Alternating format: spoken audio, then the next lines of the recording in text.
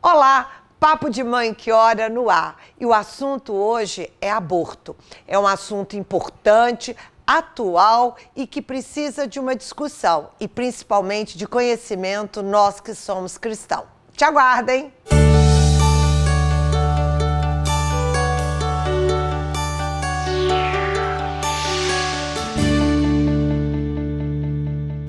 Olá, mãe! Nós vamos conversar hoje sobre o aborto. E a Tânia trouxe um assunto aqui no bastidor que eu achei muito legal. Porque normalmente as pessoas que são a favor do aborto, elas se posicionam, elas fazem campanha, vão para a televisão. E quem é contra, normalmente fica calado. Nós somos contra o aborto porque nós somos a favor da vida. E muitas vezes a gente não se posiciona ou por desconhecimento ou por já ter vivido um aborto e ter uma ferida muito grande e não querer falar nisso, ou porque às vezes isso não está na pauta do dia, mas nós te convidamos nesse programa a buscar conhecer mais esse assunto e tomar uma posição. Para isso, vamos conhecer a parte médica. Pois é, né? Existe aí o aborto espontâneo. E o foco da discussão principal aqui é o aborto induzido, que é o que está até em debate no Supremo Tribunal Federal.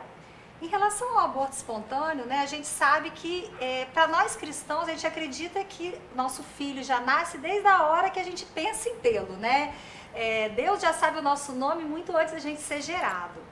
Mas aí, o que a gente vê nessa taxa, nessa estatística de aborto espontâneo, é que a taxa de aborto espontâneo pode chegar até 50%.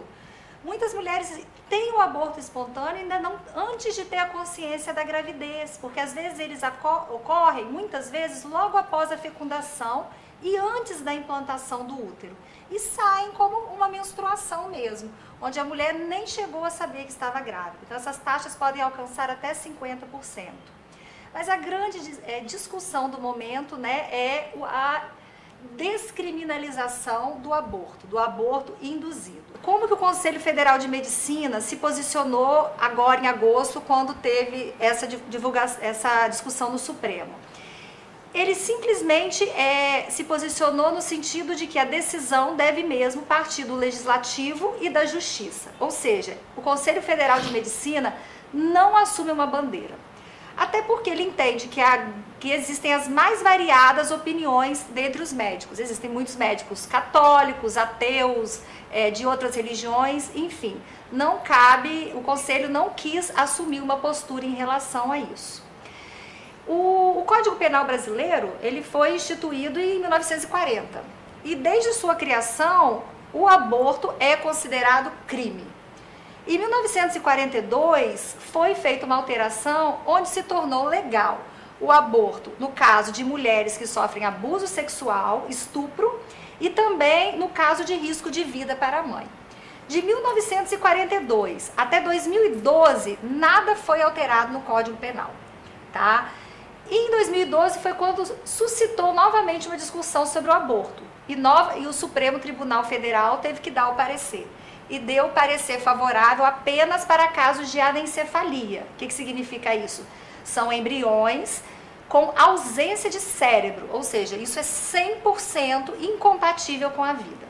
Então, colocou-se essa terceira situação acrescida no que seria permitido realização do aborto. E agora, né, em 2018, estamos nós novamente participando desses debates, né?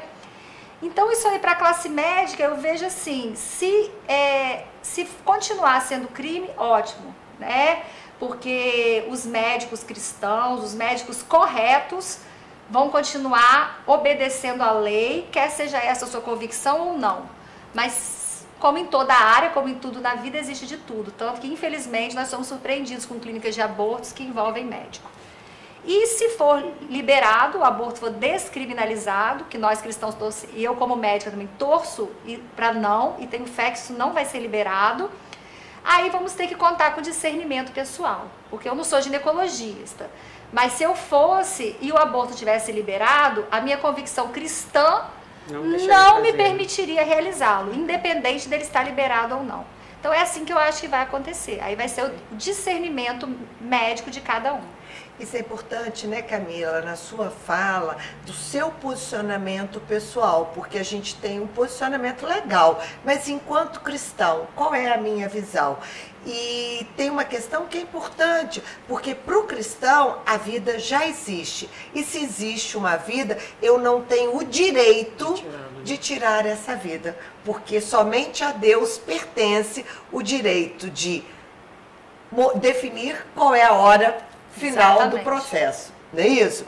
Ô, Mônica, no dia a dia lá com seus alunos, né? Como é que é essa vivência, tanto do aborto espontâneo quanto do aborto provocado? Pois é, Ângela, hoje infelizmente nós temos uma juventude que quer viver, né? Eles querem viver todos os momentos, tudo que eles podem realmente viver. E o aborto hoje é um tema que ainda é um tabu para muitos jovens. Mas em contrapartida, já a gente discutindo o aborto, a gente também tem que discutir a AIDS. Porque hoje você vê que muitos jovens não buscam a prevenção, né? E aí quando acontece a gravidez, a vida daquele jovem, de uma certa forma, é interrompida. Além da gravidez, tem a AIDS. Hoje a AIDS teve um aumento muito grande. Mais que a AIDS, Mônica, tem a hepatite C, que é transmitida por via sexual, tem as doenças venéreas, a sífilis, o próprio HPV, que circula e que aumenta demais a estatística de câncer de colo de útero. Então, é muito amplo. E aí a gente tem que pensar, antes do aborto, é na conscientização desses jovens. Como evitar essa gravidez? Uma prevenção, né? É uma prevenção. Eu costumo dizer para os meus alunos que eles têm o hábito de ouvir aquilo que é conveniente para eles. Eles escutam, mas não entendem. Então, quais são os métodos contraceptivos hoje? É a camisinha. Sabe, essa é a melhor opção? Né? Não se discute muito isso. E além disso, a gente tem que pensar nos reflexos que isso dá para essa jovem, né, dentro desse processo da gestação, né? Por quê? Porque uma gestação hoje para essa jovem que não tem informação nenhuma, ela sai do mundo do trabalho, ela deixa de viver a sua vida para estar com esse jovem. Então eu vejo hoje que falta muita informação. Levar realmente para esse jovem como se prevenir, de que maneira se prevenir, o que vai acontecer com a vida desse sujeito a partir do momento que ela vai ter uma gravidez precoce. Ou se ela fizer um aborto, né? Exatamente. E é interessante isso, porque eu vejo uma experiência na minha casa. Minha filha teve 3 abortos espontâneos. E isso marcou muito a vida dela, o olhar dela. E a gente conseguiu trabalhar isso à medida que ela entendeu que esses filhos estão no céu. E nós fizemos todo um trabalho espiritual, né? Qual é o papel do espiritual em cima disso? Então, a igreja tem um papel muito importante em cima desse tema, viu, gente? Primeiro, eu acho que é o posicionamento, que a gente tem que se posicionar sim. A vida é muito importante e a gente, como cristão, nós temos que lutar pela vida, né? E a segunda parte espiritual é que eu acho que a culpa não faz parte da nossa religião.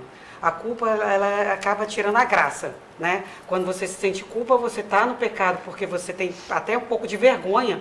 Muitas mulheres não procuram uma confissão, tá? Por causa de vergonha, ou medo, ou até tem uma culpa tão grande que ela não consegue nem falar. Isso traz transtornos psicológicos, isso traz várias coisas que a gente vê mulheres que a depressão muito grande em mães que fazem aborto, né? Fora isso, gente, a parte espiritual, quando a gente perde um filho, seja ele no espontâneo, ou se eu fiz um aborto e eu me arrependi lá atrás, vamos lembrar de batizar essas crianças. Essas crianças nasceram. Essas crianças são muitas tiradas, mas elas nasceram, elas foram concebidas. Então, batiza o seu filho. Mãe, você que fez um aborto, a igreja não está te culpando. Achei lindo o Papa Francisco falando isso. Vá, se confesse. Ele está fazendo uma obra linda contra essas mães que se sentem tão culpadas pelo um ato que fez lá atrás, numa juventude, ou num desespero, num medo, num ato impensado, né? Vamos lembrar que Deus é misericordioso e com essa misericórdia vocês procurem uma confissão com o bispo. Antigamente só poderia ser feito pelo bispo, mas hoje o Papa deu a concessão de qualquer sacerdote te conceder essa absolvação do teu pecado. E mais importante, né? Mais importante não, claro que a absorção é muito importante, mas além da absorção é importante o que nós chamamos de reparação. Isso. O que é a reparação? É a capacidade que eu tenho a partir do momento que eu percebo que eu fiz algo de errado e que não tem jeito, né? Eu matei o meu filho. Né? Porque o aborto é um assassinato. Pensado, não pensado, é um assassinato.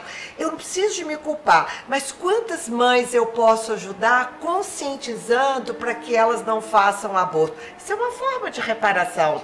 Eu posso ir para uma creche ajudar a cuidar de criança. Eu posso adotar uma criança. Então, mãe, no lugar de você se culpar e trazer todos os traumas que nós vamos conversar agora com a Tânia, faça os atos de reparação, mas primeiro a confissão. Tia, antes da gente passar para o próximo assunto, explica para as mães como, aquelas que fizeram o aborto ou tiveram o espontâneo, como que elas batizam o filho? A quem elas devem procurar? Como é esse batismo do bebê? Legal! Às vezes a gente fala, Camila, e nem lembra. Parece simples, mas não é, né? Então, vou falar como eu fiz com a minha filha, né? Normalmente a gente senta, de duas você pode a mãe fazer sozinho, você não sabe se é menino ou se é menino, mas no fundo do coração você acha que aquele foi menino, né?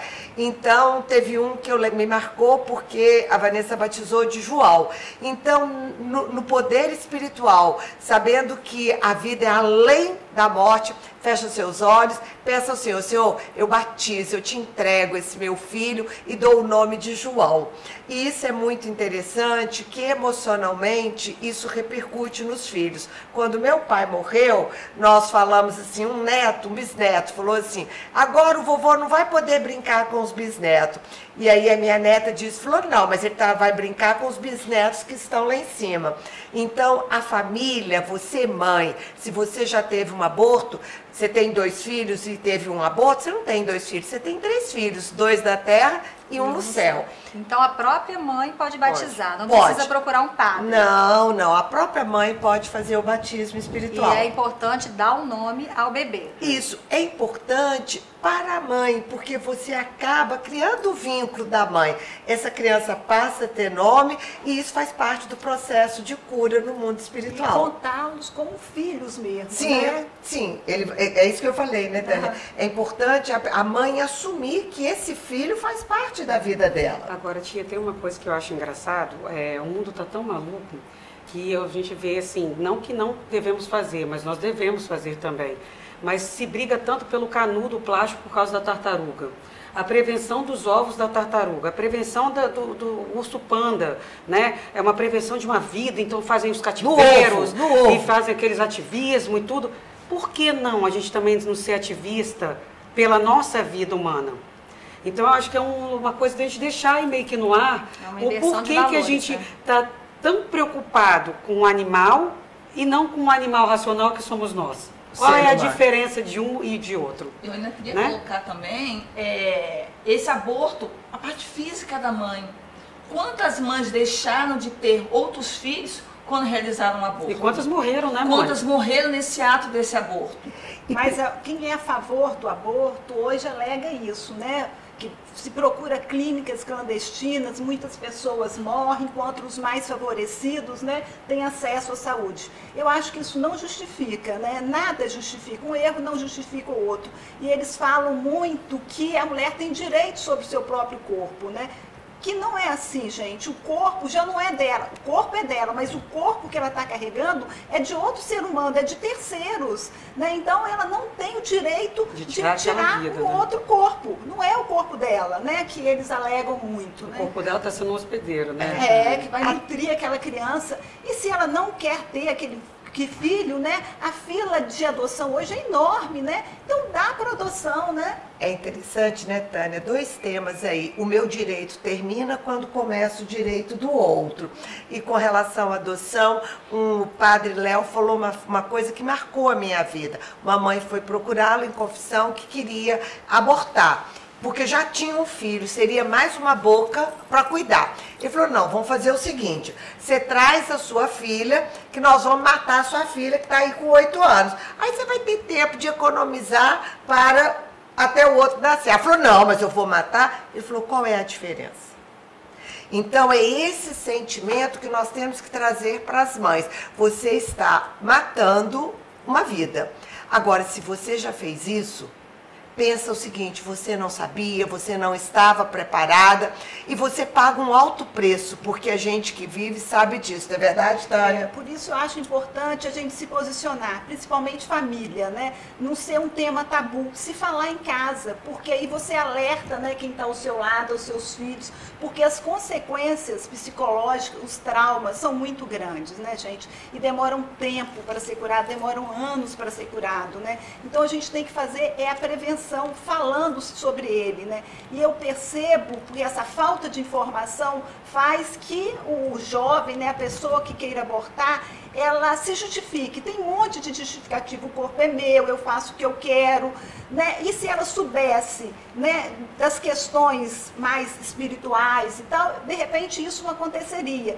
E ao fazer o aborto, né, o inconsciente cobra depois. Aí vem os sintomas, que ela não tem consciência disso, né? Aí o preço é duro, gente. Aí o preço é forte mesmo. E eu tenho noção que essas mulheres, se soubessem que o preço seria esse, não fariam. Não fariam. Então, nem só o lado espiritual, mas o lado psicológico. Então, nós estamos dizendo que o aborto, ele traz consequências físicas, consequências espirituais e consequências psicológicas. Nesse preço que a Tânia está falando, a gente que trabalha na igreja e atende muitas pessoas, a gente vê as depressões, a gente vê a mutilação do corpo, né? A questões de suicídio. Por quê? Porque a pessoa, o inconsciente, ele cobra. E ele cobra dizendo o seguinte, você fez algo que não é legal. Por isso, a importância de no espiritual procurar a confissão para que você possa se libertar de toda essa culpa e começar uma vida nova, diferente e reparadora. Então vamos assumir essa bandeira, né, gente? Isso. Em prol da vida, né? E a conscientização. Fecha seus olhos, então. E primeiro, para você que teve o aborto espontâneo, fala, Senhor, o Senhor sabe que não era da minha vontade. O Senhor acompanha a minha história e muitas vezes sabe da dor, porque eu posso perder um bebê pequeno, mas eu também posso perder um bebê com 3, 4, 5 meses. A dor, a mutilação que foi isso dentro de mim. Por isso, Senhor, eu peço a cura de todas as famílias que vivenciaram o aborto espontâneo. Mas eu te peço em especial por todas essas mulheres que hoje estão nos assistindo, que elas possam se perdoar, porque muitas já foram perdoadas por Deus, mas não conseguem se perdoar. Que nesse momento a luz do Espírito Santo possa atingir todo o inconsciente, possa tocar mesmo o inconsciente dessas mulheres e trazer paz e luz para o coração.